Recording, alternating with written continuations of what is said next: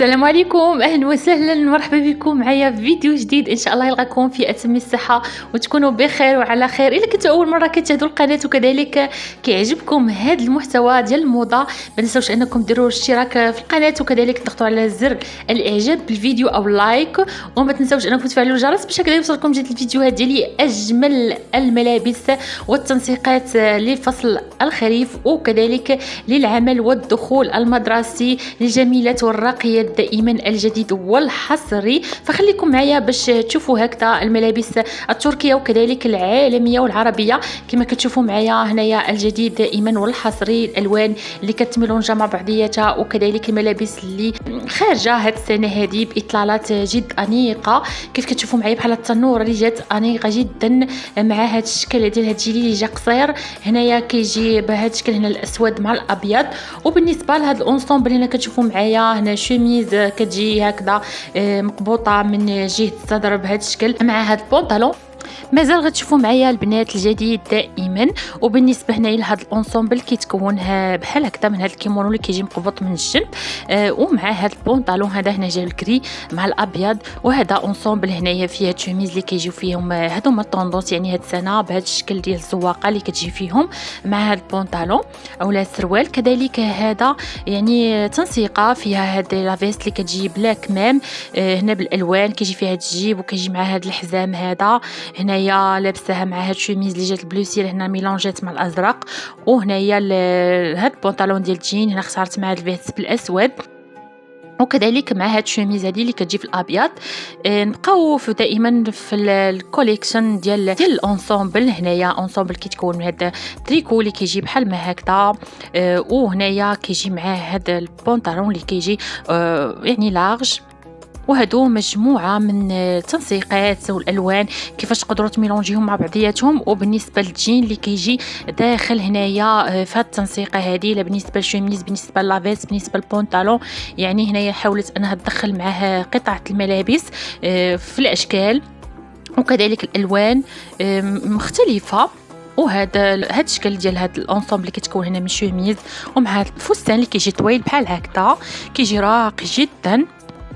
اختارت هنايا هاد الشوميز اللي كتجي مفتوحه كتجي فيها هاد الاطلاله ديال هاد كتجي معقوده من الامام بهاد السيور، وهنايا البلو سيال وكذلك كري هنا البيج اللي اختارت معاه.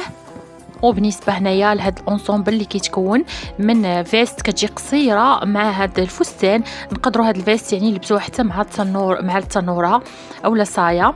كذلك هنايا البيج اخترت مع لفه الحجاب اللي كتجيب هذا الشكل هذا الاخضر هنايا كيف كتشوفوا ميلونجات البيج مع الاخضر.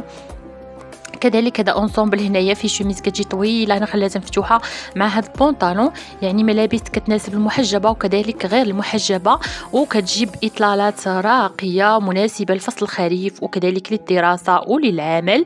فكنبغيو دائما نعرفوا اشنو نقدروا نلبسوا مع كل انصومبل اولا كل قطعه ديال الملابس. هنايا هذا الشكل هذا ديال هذا الكاب هذا اللي كيجي مفتوح هنا بالنسبه لفصل الخريف. كذلك هذا فستان كيجي بحال هكذا كيجي لارج وكما كتشوفوا معايا يعني كيجي للمناسبات او للخرجات بحال هكذا كيجي انيق. هنا اللون الازرق الاخضر الاحمر كما كتشوفوا يعني جميع الالوان. هنا اختارت انها تلبس معاهم بلون كاسي. كذلك هذا تريكو لفصل الخريف هنا جا فيها البابيون اللي كيجي مزينو وكيجيو بحال هكا فيها الطيات من التحت ديال هذا التريكو هذا يعني ومستور وطويل بهذا الشكل. هنا كنشوفوا انهم انصومبل كما كتشوفوا هنا التريكو مع هذا البنطلون فكيكونوا انصومبل دو بياس. كذلك هذا فستان كيجي فيه هذا الشكل ديال هذا بحال يعني كيجي بحال كاب الشوميز كتقبط من الجناب كتكون مفتوحه بهذا الشكل هذا كيجي دو بياس حتى هو.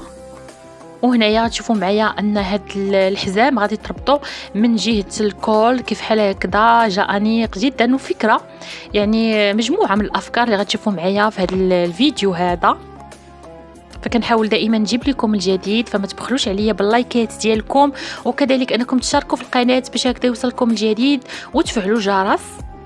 وما تنسوش انكم تبارطاجيو هاد الفيديوهات مع الصديقات ديالكم باش حتى هما يستافدوا من جديد الموضه ومن جديد الاناقه دائما والتميز. هنايا كتشوفوا معايا التريكو اللي كيجي مفتوح بحال هكذا، فيه هاد الجويبات، فمناسب لفصل الخريف، يعني كيكون البرد في العشيه. فهذا مناسب جدا، كيجي طويل بحال ما هكذا ومستور في نفس الوقت. هنا بالالوان الكري، الابيض، الازرق، يعني جميع الالوان كتلبسهم مع جميع. هنا كما كتشوفوا معايا هاد الانصومبل اللي كيتكون من فستان مع هاد الكارديكان. كما كتشوفوا كيكون قصير، هنايا الفستان يعني كيكون فيه الفتيحات من الجناب.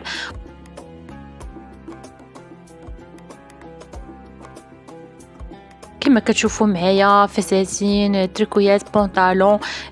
غادي تشوفوا جديد اللي خارج هاد السنه هذه فصل الخريف. ففكره فقط.